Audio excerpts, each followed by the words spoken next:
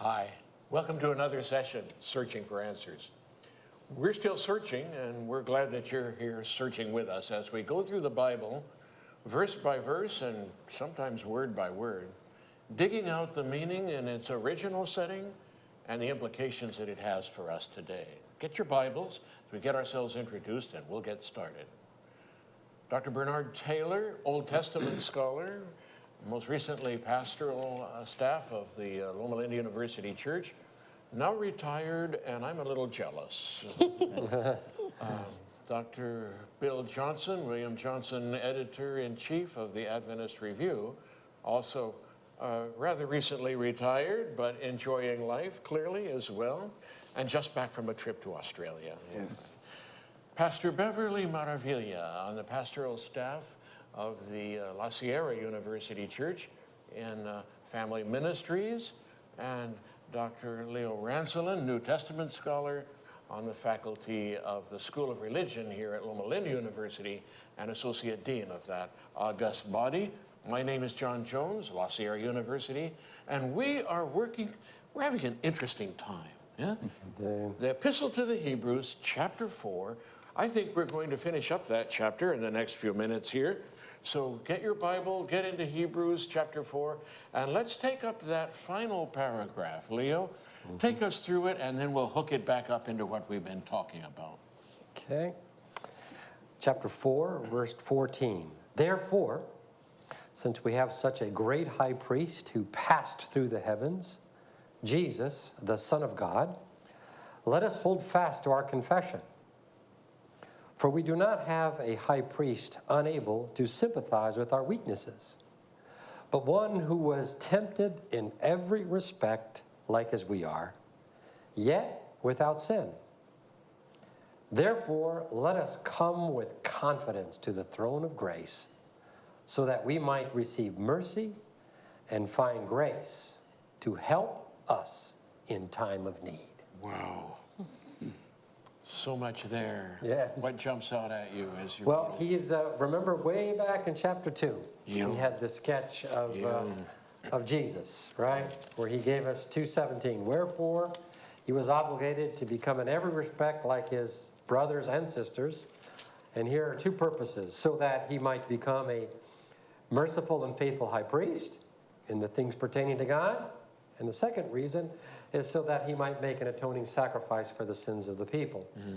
And so now he's taking up, like a symphony, this one note earlier, he's taking it up to unpack what it means for Jesus to be the great high priest who's merciful. Now that he's passed through the heavens, enthroned, and as chapter 1 says, he sits at the right hand of the majesty on high. So you've got that shared humanity and shared divinity all Right. bound up together somehow. Yeah. Pastor Beverly, what do you make of this? I think it's beautiful. Here we have this moment of this unconditional love, yet again, just pouring out into God's people. It's this promise of, I will be with you. You need not be afraid. That is from earlier on, right, in Old Testament. And just, again, it's just, I will be with you. So, and again, we had talked about before and earlier in the chapters, this confidence that we can have in this Jesus that is with us. Yeah. So here we have. One of my earliest memories, I must have been, 4, in our little home. One day, hurrying around the corner or something, I knocked off of the little hallway stand, a beautiful little, as I remember it, I believe it was a little flower vase that I knew we didn't have many treasures in our home, but this had been a wedding gift to my parents. And I bumped something and it fell, and all these years later, I can hardly bear to tell you, it just shattered. And I was paralyzed. We all come to that inner split within ourselves at some point in childhood. This is when it happened with me, I saw myself from outside myself in some way, and my parents heard the crash, and both of them came rushing, And you know, I'm paralyzed, I'm speechless. And I wanted to, I didn't, it was my little brother did it. No, wait, he's not born yet. The dog did, anything, you know. Yes. And and my parents both rushed toward me with their arms out. It's okay, it's okay, it's all right. Can you fix it? Well, it's all right. We'll fix it in our relationship with you, you know. It's all right there. The three of us, they just in a huddle, you know. Just, and when I read this, I still feel that moment in my life. Boldness, come with boldness. And that last verse, verse 16, he's just, the grace and the mercy, he's pushing it home so forcefully. He repeats himself. Come to the throne of grace and find grace, you know, and mercy. You know, he just can't say it enough somehow. And the boldness that results from that. Not the throne of judgment, not the throne of condemnation, not the throne of harshness, not the throne of legalistic obedience or any of that. Just your home. Yeah. Isn't it? Yeah. Yeah. You notice he's a great high priest, Yeah. not just a priest. Ah. What's the point? Well, in the Old Testament sanctuary, the priests only went so far. Right. They went into the first apartment. Only the high priest went into the very presence of God, the most holy Boldly. place. Yeah, that's right. And so we have a great high priest, okay? There's nothing between God and us. Jesus has opened the way, all the way through to God. Yeah. It might be as well to mention briefly the role of the priest. The priest represented the people to God. The prophet represented God to the people. Now, at stages, there's been too much made of an antagonistic relationship. It was more symbiotic because the priests need the prophet to preach so the people will recognize their sins and bring the sacrifice, but not so much that they stop coming. They stop sinning and so stop bringing the sacrifice. So there's this relationship. And in terms of this great high priest, I think it might be helpful for us to go directly to the Greek, because we have that in English, a mega high priest. Yeah. And that is what's being said here. We had a high priest before. This is no office, but this is so much above and beyond that this is just a mega high priest who's passed through the heavens. And I wonder here, I know that in New Testament times there were the, in some religions, mystery religion, not mystery, but others where there were various levels and stages. This may be part of that, but he's also writing to Jewish Christians in the light of the Septuagint translation. And the word for heaven actually is a dual. Hebrew things that occur in pairs like ears, oznayim, the ayim ending, shamayim is heaven, and this often comes over into Greek as a plural, uranoi. Yes. And this may not necessarily be any more than that. So we have the great high priest, as you pointed out, Leo, from chapter 2 right at the end there, but Jesus, the Son of God, which pulls chapter 1 into this and into chapter 2. So for those who may have forgotten through 3 and 4, no chapter divisions at the time, but we have this ease of reference. Now it's coming together in a new way. Jesus, Son of God, High Priest, now a mega high priest, who is, as we've noted, divine and human. And the hortatory subjunctives here, first person plural, let us. and it appeals to my background as a pastor. One of the things I learned early on, don't tell the congregation what they should do. Only share with the congregation what you have found to be helpful. Let us, let's all be involved in this. And there have been some strong words in chapter 4, as we noted. Now, in the light of the mega high priest, everybody is drawn in together. Let us. We all need to pay attention. None of us is immune. Chapter 16, let us therefore approach the throne of grace with boldness. Verse 16, yeah. Right. So this wandering people of God, this pilgrimage, the author puts himself right in the middle of them, doesn't he? You know? He's not face-to-face scolding them. He's this way with them. And so we see this in 4:11. Let us make every effort to enter. 4:16. Let us hold fast to our confession. That's 4:14, rather. 4:16. Let us approach the throne of grace. Yeah, there is that commonality, that shared experience, that exhortation, as you say, that, you know, we're going to get to the place in a bit here, in chapter 12, where he even says, 12:12, lift up the drooping hands and strengthen the weak knees. Most translations say your drooping hands, your weak knees, but in the Greek it says the dropping hand and the weak knee. I wonder if it doesn't mean help one another, hold each other's hands, you know, strengthen and encourage one another along the way, given what we have here in verse 4, in chapter 4 already, Yeah, there's a sense of encouragement, right? You know, this was the one section, 4:14 to 5:10, that finally dawned on me, perhaps should have happened earlier, where I realized that this rich theology that's given is not theology for its own sake, but is eminently homiletical and pastoral.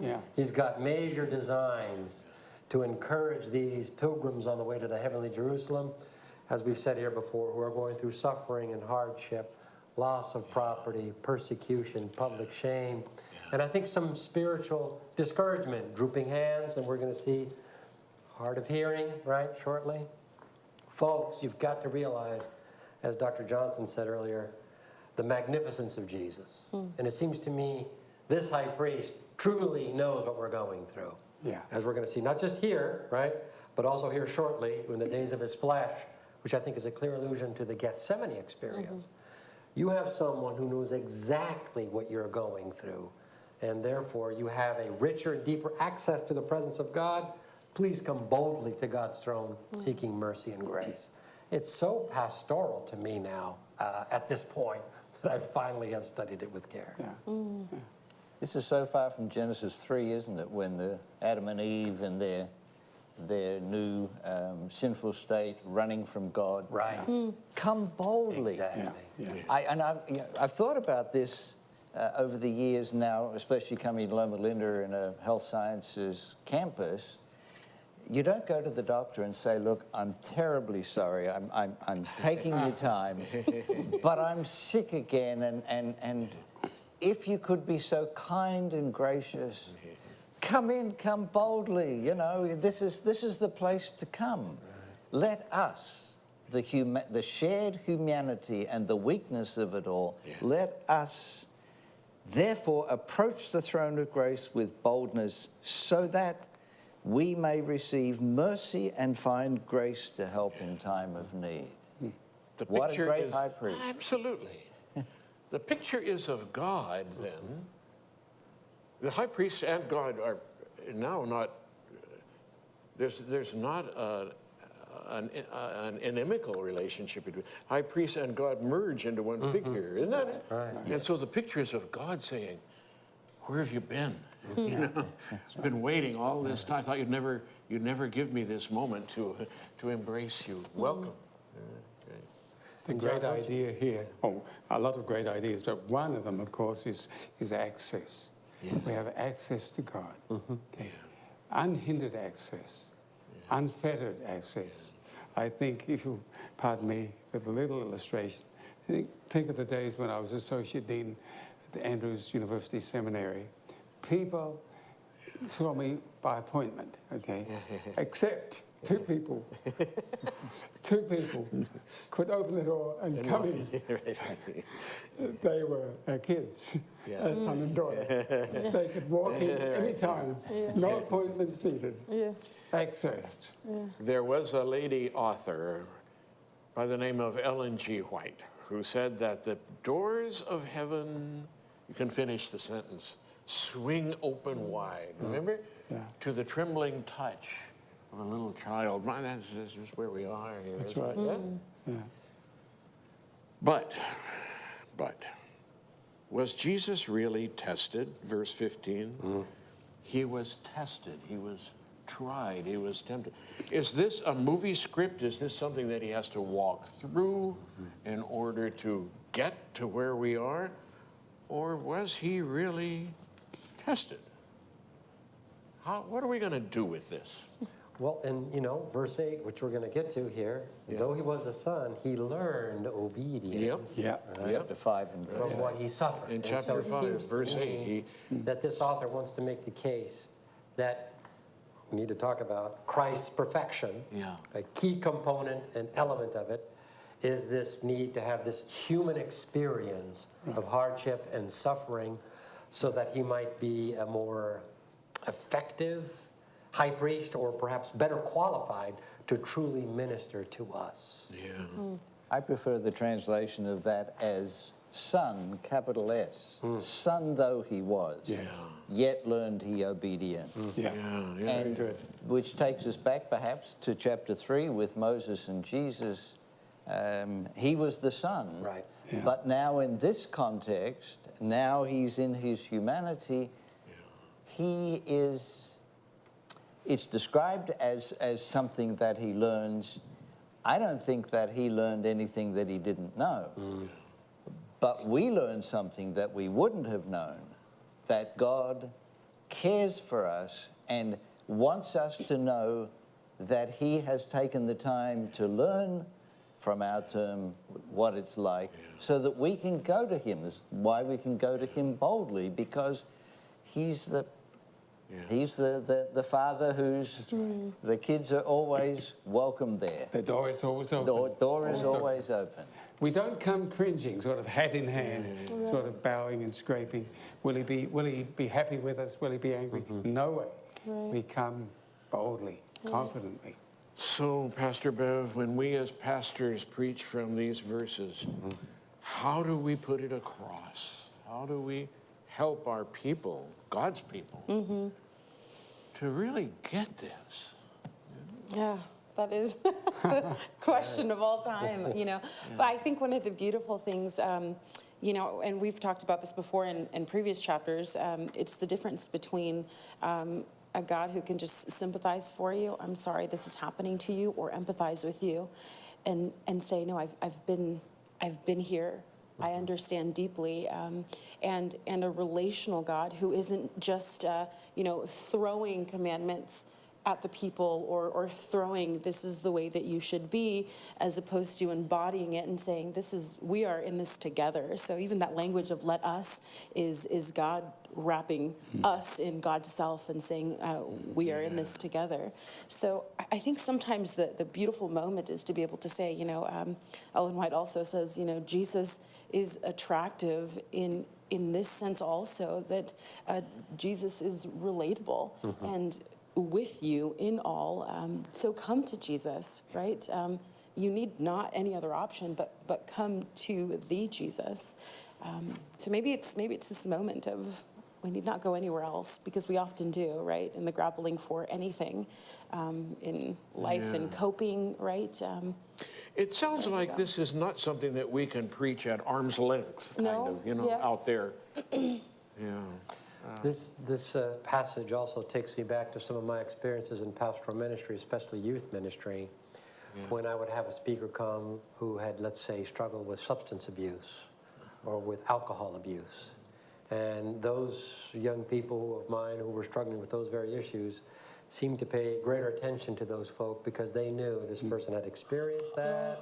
They knew exactly what that world was like.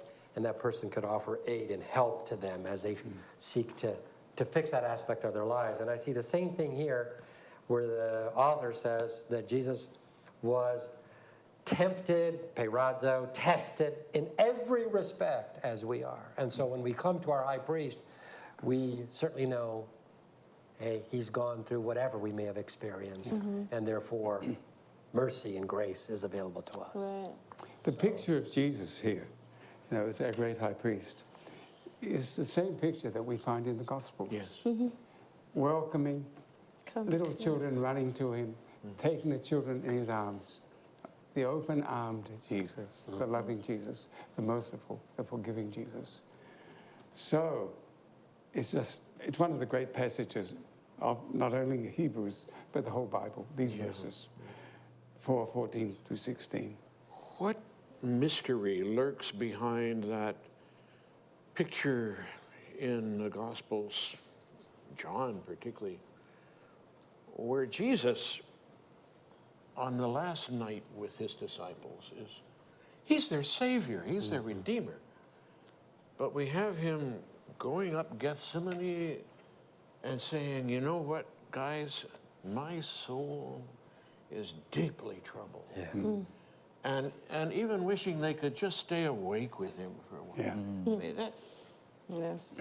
there are mysteries behind that we cannot comprehend. Father, if it's possible, let this Yeah, cup yeah, pass from me. I see the reality of his humanity, the stark reality Yes. of his humanity. Yes. But there's mystery, of course, much more than that.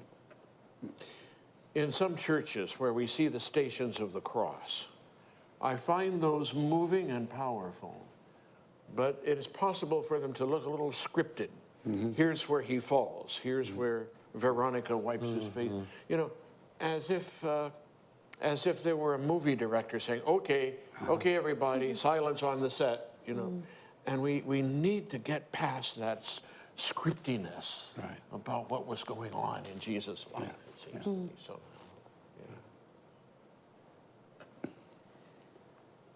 The issue that comes to my mind here, and I have our viewers in mind as well, is that we so often grow up with a picture of God which is foreboding, and here is the great high priest who has come to show what God really is like, and this is really what it's like. And I know for some of the listeners, it will seem unreal, surreal, just beyond what it can possibly be.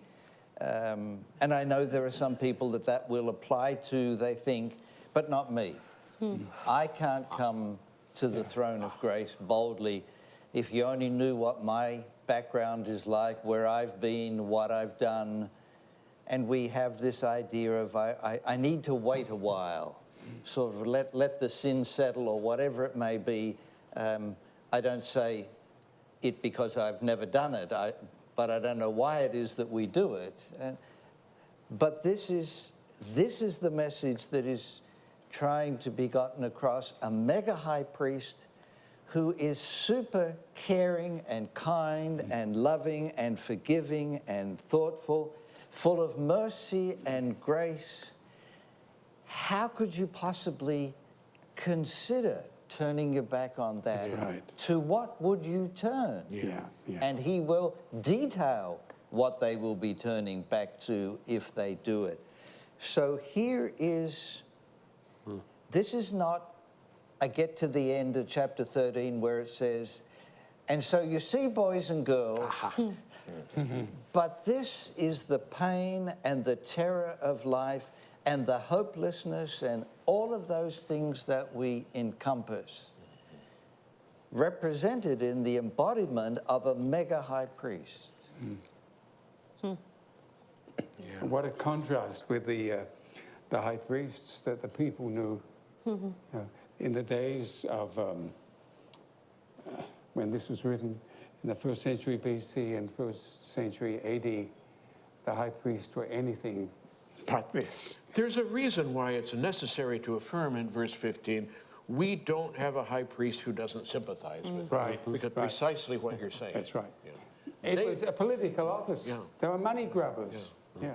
Yeah, and the empire sold the positions to Yes, yes. the highest bidder, right? But what a note of confidence. We have a great high priest. And he's not doing this at arm's length. Right. Yeah. And again, he doesn't let the opportunity go by to drive home the application. Therefore, let us hold fast to our confession. See? How could we ever give it up when Jesus is so wonderful, so magnificent? So verse 14 in the Greek starts with that same word that we translate as therefore. Since then, or in view of the fact that, or because, and then he picks it up again in 16, therefore. Yeah. So the whole 3 verses is one complete thought. In view of this, now it's our turn. Right? There's that kind of cadence about this. And yet without sin gets translated with 2 different understandings, doesn't it? Does it mean that he was sinless in his being, or that he did not stumble into sin, did not yield to the peirazo, the temptation? Which way do you take this? Bernard, do you have a preference one way or the other for how you translate that? Yeah. As I think about this, using a model, fallen down in a well with sloping sides and slime and all the rest of it, I don't need somebody in the pit with me. I need somebody at the top.